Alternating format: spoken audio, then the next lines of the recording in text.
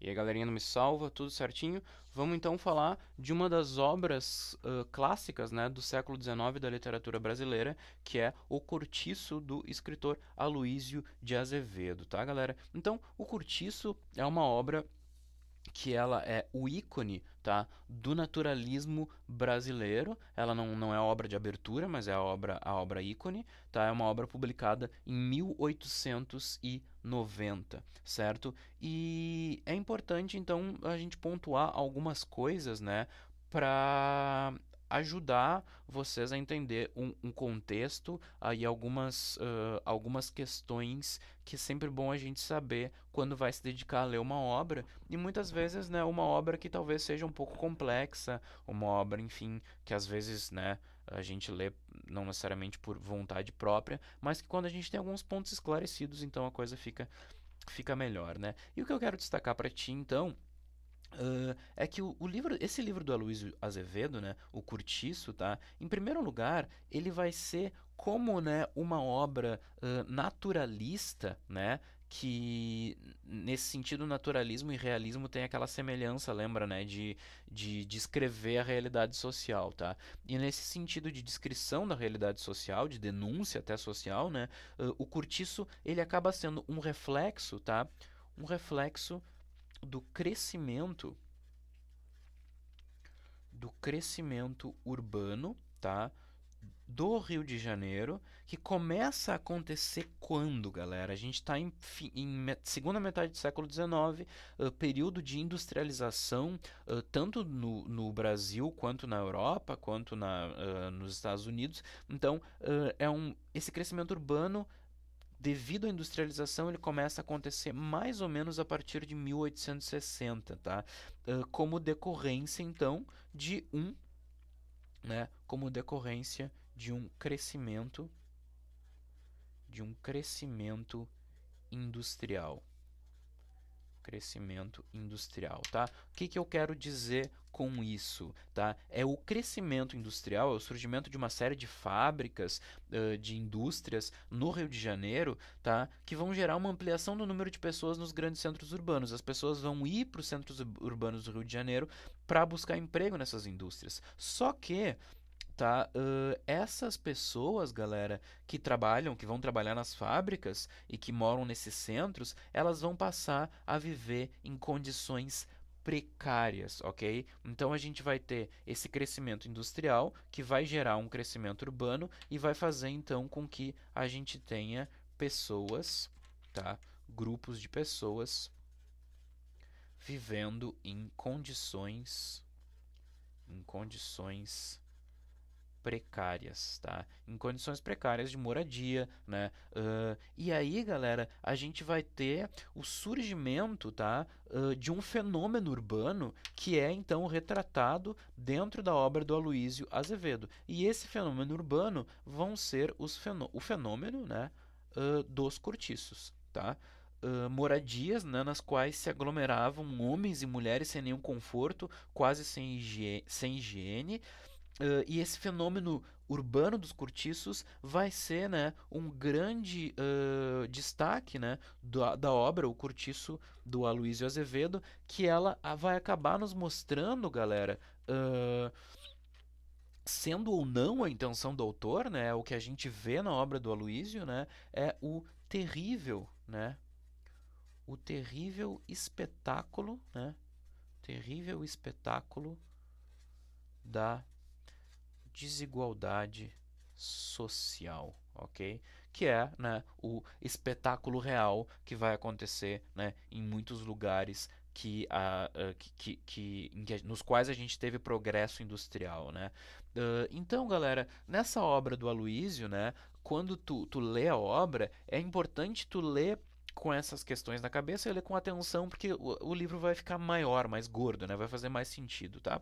Uh, Nessa obra a gente vai ter como destaque, ok, o aparecimento, então, que era bem isso que eu estava te falando, o aparecimento de segmentos populares. Uma classe mais pobre surge nas cidades, tá? O homem é marginalizado pela estrutura social, os trabalhadores vão cada vez mais perdendo, né, a sua dignidade, tá, como pessoas, e essa realidade, então, ela vai cada vez mais aparecendo na literatura, certo? Então é dentro, né, da obra que a gente vai ver esses muitos personagens, tá, de segmentos sociais diferentes, talvez, assim, até onde a gente sabe, a primeira obra da literatura brasileira na qual a gente vai ter, né, uma diversidade tão grande de personagens, tá? A gente vai ter de personagens de classes baixas, a gente vai ter operários, pedreiros, lavadeiras, soldados, prostitutas, tá? Pessoas com uma diversidade étnica muito grande. Então, pela primeira vez na história da literatura brasileira, nós vamos ter essa diversidade grande e a participação das classes baixas, né? Que são, então, por causa dessa realidade, né? São cada vez mais marginalizadas, tá? E aí, dentro dessa diversidade, é importante destacar que a gente não tem, né, um personagem principal ou personagens principais dentro da obra do Aloysio Azevedo, né? A crítica vai destacar isso, né? A gente tem uma série de pequenos episódios, tá, que vão ilustrar a diversidade e a vida de várias pessoas, né, desses segmentos populares, tá? Enfim, pessoas vivendo aí nas periferias do capitalismo. Mas apesar da gente não ter um personagem, vamos dizer assim, humano central, muitos críticos vão dizer que a gente tem um personagem central e que esse personagem central, portanto, é o próprio Curtiço, né? Cujo dono é o personagem João Romão, né? Que então o Curtiço seria o personagem principal da obra e esse Curtiço então ele vai ser o que, galera? Ele vai ser a representação. A gente pode entender ele como a representação de um meio social que influencia na construção e na personalidade de um sujeito. E aí a gente tem, né, o item, né, o item mais importante, né, de obras naturalistas, que é a questão então do determinismo do meio, né? O cortiço e esse meio social marginalizado vão transformar esses personagens em seres brutos praticamente em animais, ok? Então, uma coisa legal de destacar, logo que tu começar a ler a obra, tá? Observa os dois personagens que vão aparecer e lê com bastante atenção, porque se tu, o diabo tá nos detalhes, e tem detalhe, o Aloysio tem parece ter uma fina ironia, né? Não tão fina quanto a do Machado, mas uma fina ironia. E ele vai destacar, então, o livro começa destacando a figura do João Romão, que como o próprio narrador nos diz, né, e aqui a gente tem talvez uma observação acurada de um período da história de obsessão pelo lucro, né, o narrador vai dizer que o João Romão ele sofria de um delírio de enriquecer, de um delírio de enriquecer. Toda a vida dele era baseada nisso, né? O João Romão, ele é, aí agora olha que interessante, o João Romão, galera, ele vai ser, tá, uma espécie de self-made man. E é nesse sentido a obra é muito atual, né? Ele vai ser uma espécie de self-made man, que é um conceito que começa a surgir, né, creio eu, no final do século XIX, né? E o que é o self-made man? É aquele homem que se faz sozinho, né, fruto do seu próprio esforço, né? Só que esse conceito é bem discutível, né? E especialmente discutível porque, bom, vou falar do João Romão. A gente pode identificar uma conotação crítica na ideia do self-made man aqui, João Romão, porque na verdade o João Romão não se fez sozinho, né? O João Romão ele roubou e explorou gente para ascender de classe social, né? Então tudo começa o João Romão ele era vendedor, tá? Ele era trabalhador, vendedor em uma venda.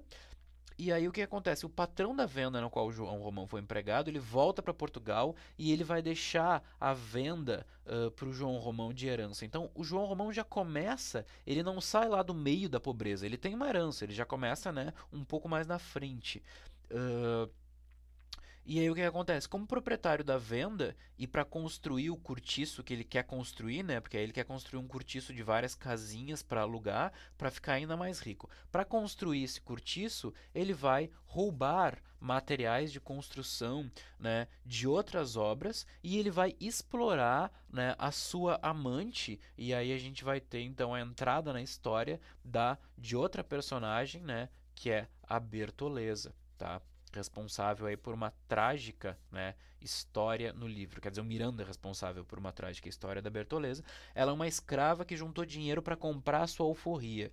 Confiando no João Romão, ela entrega para ele o dinheiro da alforria. O João Romão pega o dinheiro para ele e escreve uma falsa carta de alforria. A Bertoleza fica acreditando que ela é livre, né? Então, olha a crítica aqui, né? O João Romão não ascende socialmente porque ele trabalha pra caramba.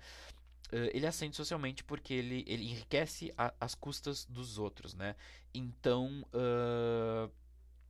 o João Romão, ele pode não ser fruto do meio do cortiço, mas ele é fruto do meio, né? O fruto de um meio que tem a obsessão pelo lucro, né? Não importa em quem tu tenha que pisar para lucrar, né? E aí é interessante que depois, né, a gente vai ter a figura do Miranda, né? E o Miranda ele é o vizinho do João Romão. Ele é um cara mais abastado, né? E ele vai, é muito interessante porque ele vai receber um título de barão mais pro final do livro, um título que só tem significado, né, para ostentar, para ostentação de posição social. E aí o João Romão vai perceber a lógica das aparências da sociedade, né? Isso é muito interessante, tá? Lógica das aparências. Porque, né, até um certo ponto, o João Romão, o narrador descreve isso, né? O João Romão ele trabalha desleixado, sempre mangas de camisa, né? Não perde, enfim, sempre está trabalhando e para ganhar dinheiro. O Miranda despreza um pouco ele porque ele não se veste de uma determinada forma. E aí, no final da obra, o João Romão vai perceber assim, não, já mais rico, né, já com garantido, né, na vida, ele vai perceber, não, não basta eu ter dinheiro, eu preciso, né, mostrar que eu tenho dinheiro, né?